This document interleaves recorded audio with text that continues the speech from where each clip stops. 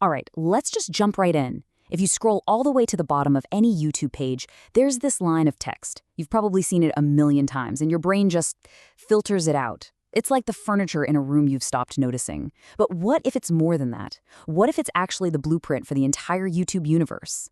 And there it is. Yeah, I know. It looks like a random jumble of corporate and legal links, right? The kind of fine print we're all hardwired to just scroll right past. But today, we're not going to do that. We're going to treat this thing like an artifact, a kind of treasure map that reveals exactly who YouTube is for and how this multi-billion-dollar platform actually works. So is this footer really a secret map? Well, let's find out. Let's decode it together. Each of these words, it's like a signpost pointing to a major player in this massive digital world. So let's start with who I think is the most important group, the people without whom none of this would even exist. Our blueprint gives us the first clue, and it points directly to the lifeblood of YouTube, the creators. It seems like a pretty simple definition, right? An individual or group who makes content. But you really can't overstate how huge this is. Creators aren't just users, they're the producers. They're the talent. They are the very foundation of the platform's value. Every single video you've ever watched started with them. And right there in the footer, YouTube gives them a toolkit. That creators link, that's their portal to all the resources they need to grow. Copyright, that's the legal shield that protects their creations. And Contact Us is their lifeline when things inevitably go wrong. These aren't just links, they're the essential infrastructure for this entire creator economy. Okay, so if the creators are providing all the value, who's paying for everything? Well, our little blueprint here has the answer to that too. The next two keywords point us to the two powerful engines that fuel this entire machine. You can see both sides of YouTube's business model right here. On one hand, you have advertise. That's for businesses, marketers, anyone trying to reach you, the viewer. It's how the lights stay on and how creators get paid. On the other hand, you've got developers. That's for the tech folks, the coders, building new tools and features on top of YouTube. So one brings in the money, the other brings the innovation. And this is absolutely crucial to understand. The platform isn't just running on one engine, it's got two. It's constantly being fueled by ad revenue, while at the same time, it's being expanded and improved by this global community of developers. These are the two pillars holding the entire thing up. Now, when you have millions of creators, billions of viewers, and tons of businesses all in one place, you're going to need some rules. You need a legal framework, and our blueprint lays that out for us next. This is basically the constitution of the YouTube nation. And that's a really important question to ask, right? When you have a platform this big, the rules aren't just there to protect the users, they're also there to protect the business. Let's take a look at how that works. First up, terms. Think of this as the master contract that you digitally sign the moment you watch a video or upload one.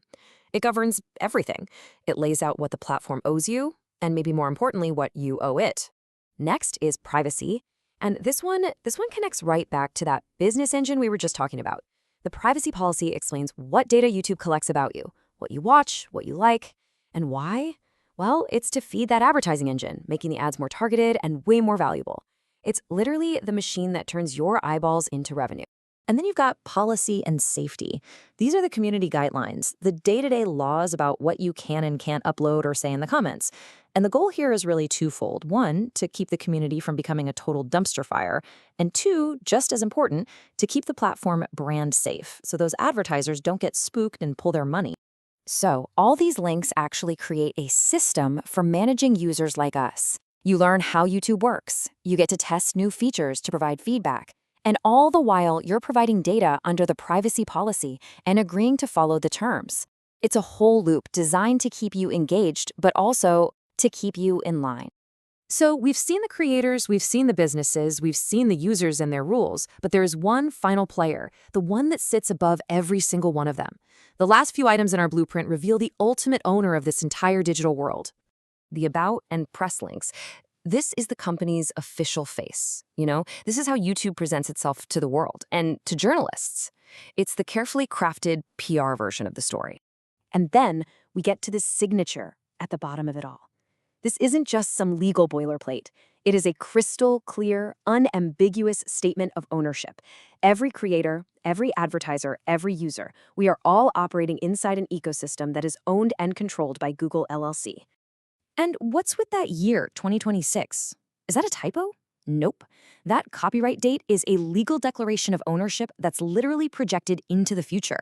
It means Google's claim isn't just on the platform today, but on whatever the platform becomes in the years ahead. So when you put it all together, that one little line of text gives us this entire blueprint. You've got the creators who make all the stuff we watch. You have the advertisers and developers who fund and expand the platform. You have the users who consume all that content under a strict set of rules. And finally, you have Google, which owns and profits from the whole shebang. It was all right there, hiding in plain sight. And this leaves us with one last big question. Looking at this blueprint, it's clear everybody has a part to play. But who really holds the most power here?